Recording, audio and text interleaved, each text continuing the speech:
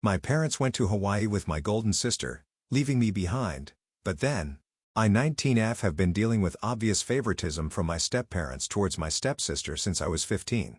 It all started when my mom remarried Robert, 45 meters, who runs his own accounting firm. His wife Linda, 42F, works as a real estate agent, always dressed impeccably in designer suits with perfect manicured nails. They have a daughter, Ashley, a 19F, who's the same age as me. The first signs of preferential treatment appeared almost immediately after we moved in together. Our house in suburban Connecticut was spacious enough for everyone, but it quickly became clear that Ashley was the princess of the castle. While other parents treat their children equally, my step-parents made sure Ashley stood out in every possible way. The moving day set the tone for everything that would follow. Ashley got the larger bedroom with the bay window and window seat, while I was given the smaller room that faced the neighbor's brick wall. Shopping trips became a painful reminder of my position in the family. Ashley would get new Nike sneakers and designer clothes from upscale boutiques, while I was directed to the clearance racks at Target. The first time this happened, I remember standing in the mall, watching Linda and Ashley disappear into Nordstrom while Robert handed me a $50 gift card for Old Navy. "Get whatever you need," he said, already turning to follow them. That moment burned itself into my memory. The casual dismissal. The clear message about where I stood in the family hierarchy. What hurt more than the material differences was how they treated us during family time. At dinner, Linda and Robert would lean in eagerly whenever Ashley spoke about her day, asking follow-up questions and showing genuine interest. When it was my turn to share, they'd barely look up from their plates, offering only cursory ums or changing the subject entirely. Once, I tried to share news about winning first place in the school science fair. Before I could finish, Linda interrupted to remind Ashley about her upcoming dance recital costume fitting. The situation with extracurricular activities was particularly frustrating. Ashley was enrolled in every activity she showed even slight interest in: dance classes, piano lessons, art workshops, drama club, and private tennis coaching.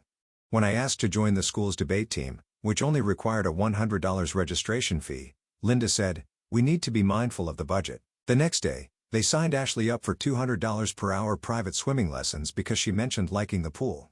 Our shared bathroom became another battleground.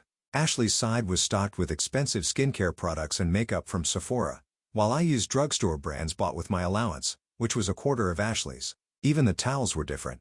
She had plush, monogram sets while I used the plain ones from the hall closet. When I once accidentally used one of her face washes, she threw a fit that resulted in Linda installing a locked cabinet for Ashley's special products. The academic difference between us became increasingly apparent as high school progressed. I maintained straight A's, while Ashley struggled to keep a B average, but their response to our achievements was bizarrely skewed. When Ashley got a B+ on a history test, there was a celebration dinner at her favorite Italian restaurant. When I got accepted into the National Honor Society, Linda barely glanced at the letter before asking Ashley about her cheerleading practice. Family photos tell the story better than I ever could. In every picture, Ashley is front and center, usually wearing something new and fashionable. I'm always somewhere in the background, wearing whatever was on clearance, looking like an afterthought in my own family portraits. During our junior year photo session, the photographer actually asked if I was a family friend helping out, because Linda had only given him Ashley's measurements and preferences for the shoot. Holiday celebrations became another reminder of my status in the family. During Christmas, Ashley's pile of presents would tower over mine, filled with expensive electronics, designer clothes, and whatever else was trending that year. My gifts were usually practical items: socks, generic school supplies, or gift cards with modest amounts. Last Christmas, Ashley got a MacBook Pro and an iPhone. I got a $50 Target gift card and some discount store sweaters. When I tried to thank them anyway, Linda was already busy filming Ashley's reaction to her new laptop. The contrast extended to how they handled our social lives. Ashley was encouraged to invite friends over anytime, and Linda would prepare elaborate snacks and order pizzas for their gatherings. Once, I asked if I could have 2 friends over to study for finals. "Just keep it down," Linda said, not looking up from her phone, "and make sure they bring their own snacks. We're saving the good stuff for Ashley's cheerleading squad party tomorrow." I've been taking notes on my phone about everything that's happened, and there's so much more to share about how things progressed from here. Especially when it comes to what happened with my mom through all this, and how I eventually found support from an unexpected source. Let me know if you want to hear the rest of the story. It gets more complicated, especially when college preparations began and some family secrets came to light. Things really started to shift during our junior year. I decided I needed some independence and applied for a job at a local coffee shop. When I told them at dinner, Ashley's reaction was immediate. "Oh my God, you're actually going to be a waitress. That's so common." Linda nodded in agreement while slipping Ashley another $100 bill for her weekend shopping. The coffee shop became my sanctuary. For the first time, I had co-workers who actually acknowledged my existence and valued my contributions. My manager, Sarah, noticed my attention to detail and quickly moved me from basic cleaning duties to making drinks. Within 3 months, I was handling the morning rush like a pro. Regular customers would specifically wait in my line, knowing I'd remember their complicated orders perfectly. "You're a natural at this," Sarah would say, while showing me new techniques for latte art. Meanwhile, at home, Linda and Robert continued their pattern of indifference, except when they could use my job as a punchline.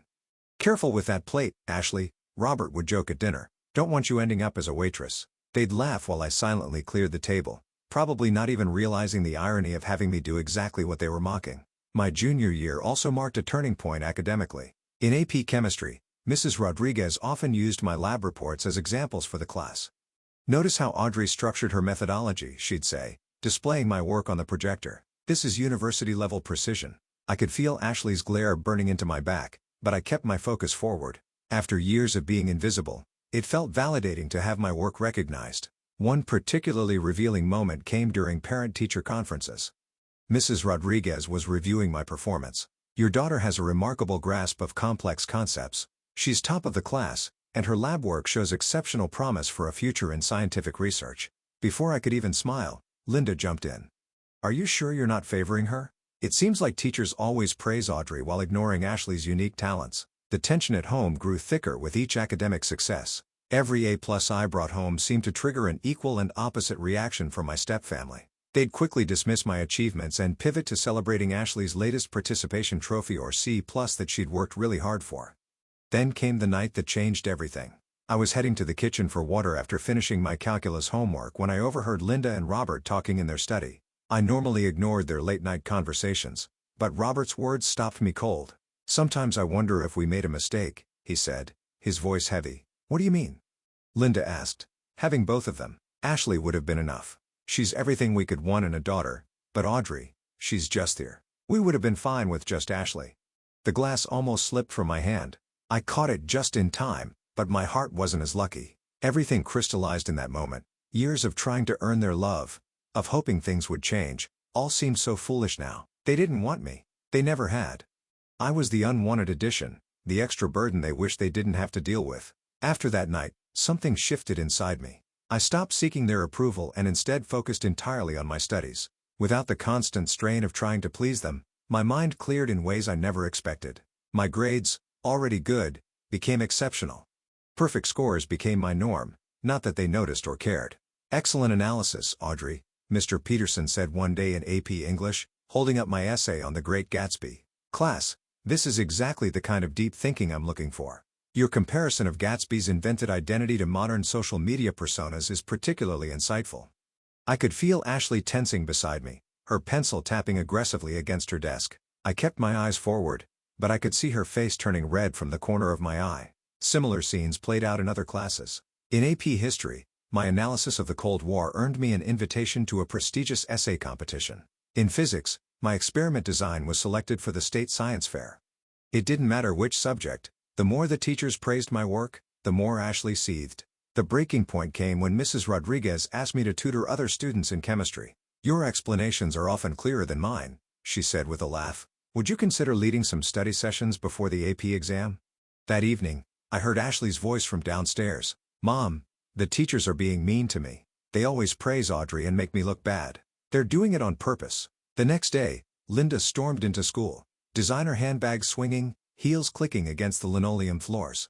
I watched from the hallway as she marched into Principal Williams' office, where they'd called in Mrs. Rodriguez. "I want to know why your teachers are discriminating against my daughter," Linda demanded. Mrs. Rodriguez stayed calm and professional, pulling out our progress logs and laying them side by side. "Here are both girls' records. Audrey consistently scores in the top percentile in all subjects, while Ashley, are you suggesting my Ashley isn't smart?" Linda interrupted, her voice rising. "Not at all. I'm merely pointing out that Audrey's academic achievements." But no amount of evidence could convince her. When she came home that day, I overheard her telling Robert that the teachers were obviously prejudiced against their precious Ashley. By this point, I was tired of asking for pocket money and watching Ashley get $100 just for existing. My coffee shop job wasn't just a sanctuary anymore. It was my ticket to independence. I'd started saving every penny I could, opening a separate bank account that Linda and Robert didn't know about. The regular customers' tips, which they'd often increase after learning I was saving for college, went straight into that account. But even this small victory couldn't go unchallenged. Ashley made a point of coming in with her friends, ordering complicated drinks and then loudly commenting on how sad it was to see people stuck serving coffee. They'd leave their empty cups on the table, often deliberately spilling drinks to make more work for me. My coworkers noticed and started taking their orders instead, but the message was clear. I wasn't even allowed to succeed at a job they considered beneath them. Then I remembered something I'd overheard years ago. A heated phone conversation where Linda had yelled, "I don't want anything to do with you anymore. You're embarrassing with your tiny house and budget clothes. I've moved up in the world."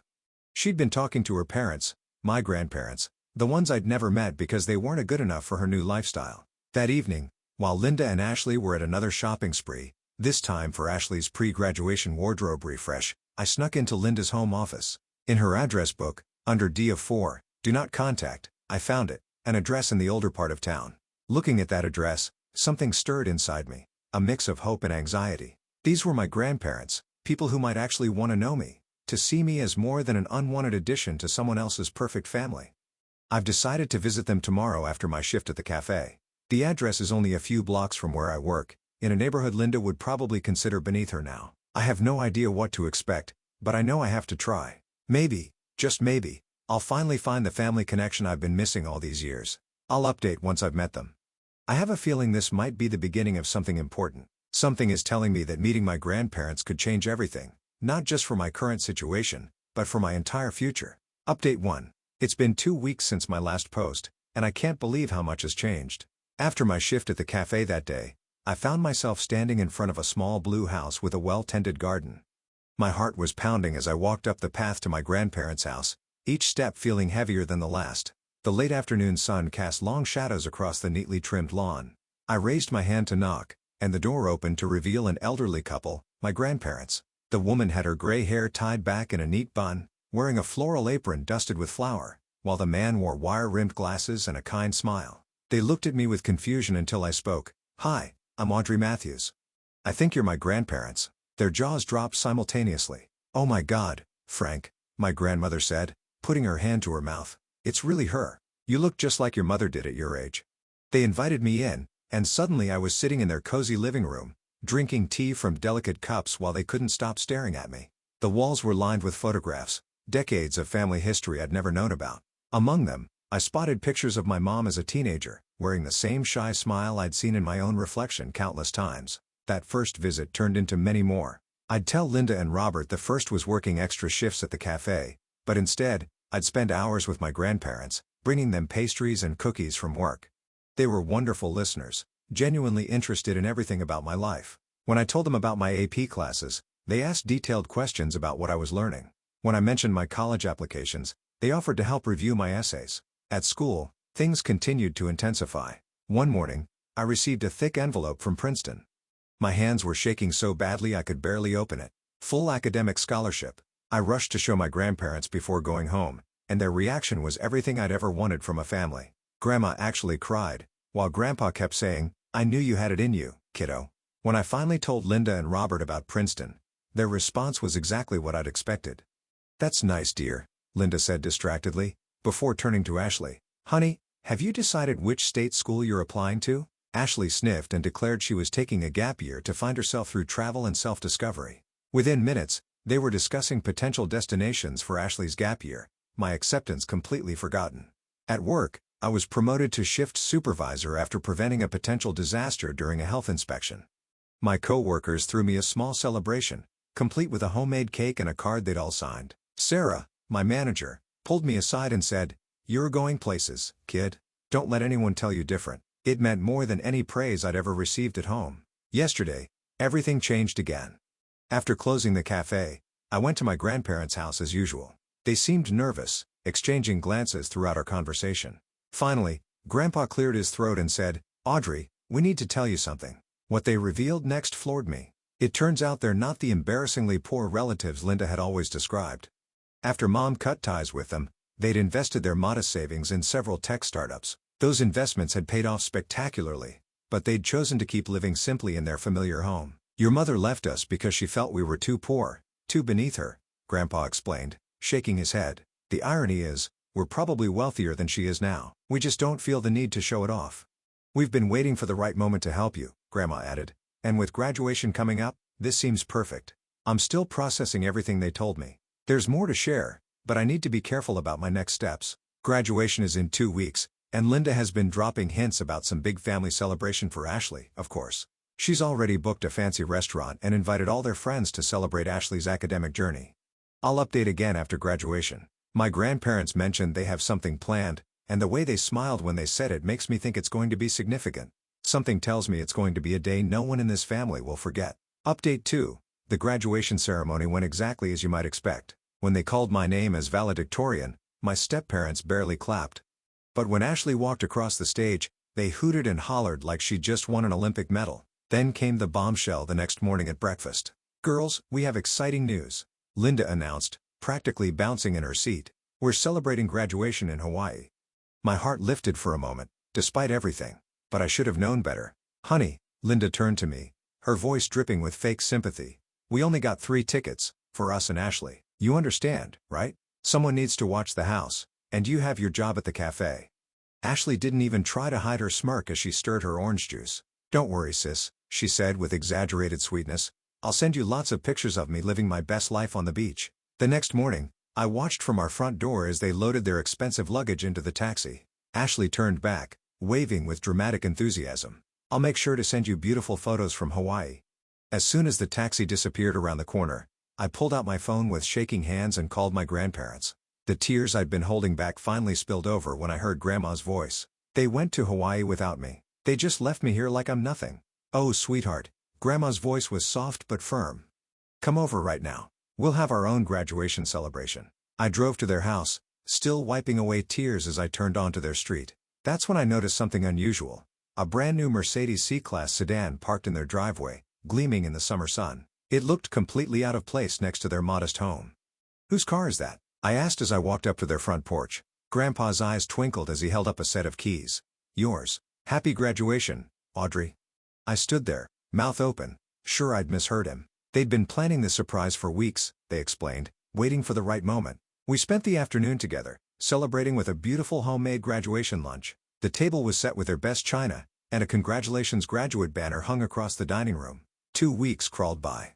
Each evening, my phone would buzz with another notification. Ashley posing on different beaches, dining at expensive restaurants, or lounging by infinity pools. Each photo was accompanied by increasingly obnoxious captions, "Living my best life while someone serves coffee." Then came the day of their return. I was in the living room, pretending to read a book while watching through the window. The taxi pulled up, and I couldn't help but smile as I saw their reactions unfold in slow motion.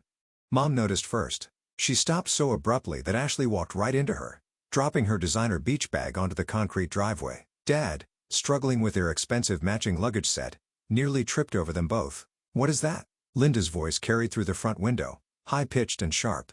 She was pointing at the Mercedes as if it might bite her perfectly manicured finger trembling slightly. I took my time walking to the front door, enjoying every second of their confusion. When I stepped onto the porch, they all turned to stare at me like they were seeing a ghost. "Whose car is that?" Dad demanded, his face reddening from both the Hawaiian sun and shock.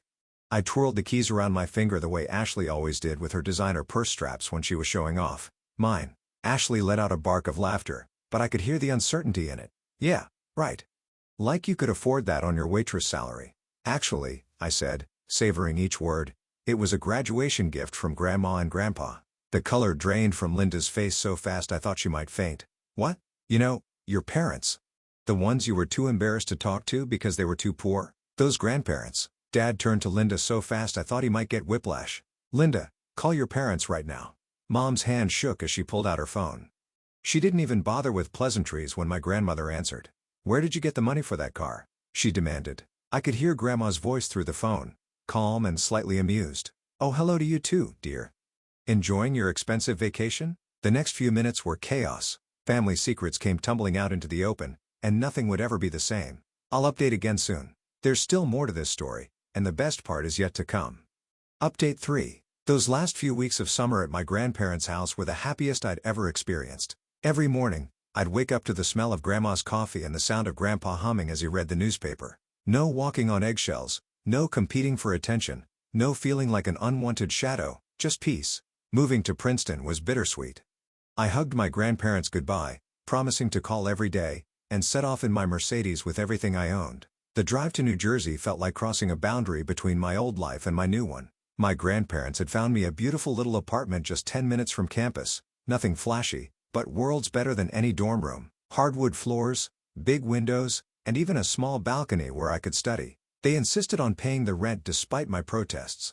I still wanted some independence though, so I got a part-time job at a local coffee shop. The irony wasn't lost on me, still serving coffee, but this time by choice, not necessity. My co-workers were mostly other students, and for the first time in my life, I found myself making real friends. The first week of classes was overwhelming in the best possible way. Instead of being the unwanted extra, I was just another freshman finding her way. My professors actually seemed interested in what I had to say, and my classmates invited me to study groups without any hidden agendas or comparisons to someone else. One Sunday afternoon about a month into the semester, Grandma called with some interesting news. "Your parents showed up at our door yesterday," she said. My heart skipped a beat. What did they want? Oh, the usual? Linda was all smiles and fake apologies, asking about our financial situation and hinting about Ashley's upcoming birthday. Your father kept looking around the house, probably trying to guess our net worth. What did you tell them? Grandpa's voice joined in on the line. We told them that we'd already decided what to do with our money. It's all going to you. You should have seen Linda's face when we mentioned the trust fund we've set up for your graduate studies. I could picture their faces. How did they take that? Let's just say Linda's smile didn't look so genuine after that, Grandma chuckled. We asked them not to come back. Oh, and Ashley had the nerve to send us a wish list of luxury cars she'd accept as a birthday gift. Can you believe it? That evening, I blocked their numbers and all their social media accounts, Ashley's too.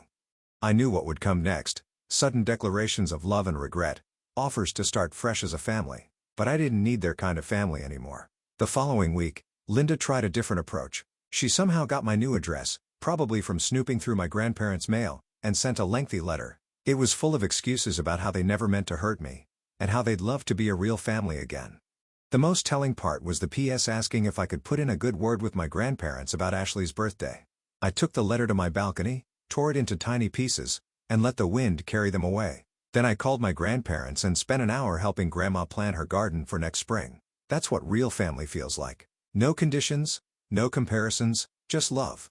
Now, sitting in my constitutional law class, taking notes and actually enjoying the complexity of the material, I sometimes think about that little girl who used to pray for her parents' love. I wish I could tell her that she'd find something better, not just love, but respect, support, and the freedom to be herself. My roommate Emma has become my closest friend here. She comes from a big, loving family in Massachusetts, and they've practically adopted me. Last weekend, they invited me to their family beach house for Thanksgiving break. Emma's mom hugged me and said, "There's always room for one more at our table." I nearly cried. My phone buzzes quietly in my pocket, probably my study group confirming our meeting at the library later. Or maybe it's Jake, that cute guy from my psychology class who keeps asking to get coffee, not at my cafe, thankfully. We've been studying together lately, and he doesn't care that I used to be a barista or that my family situation is complicated.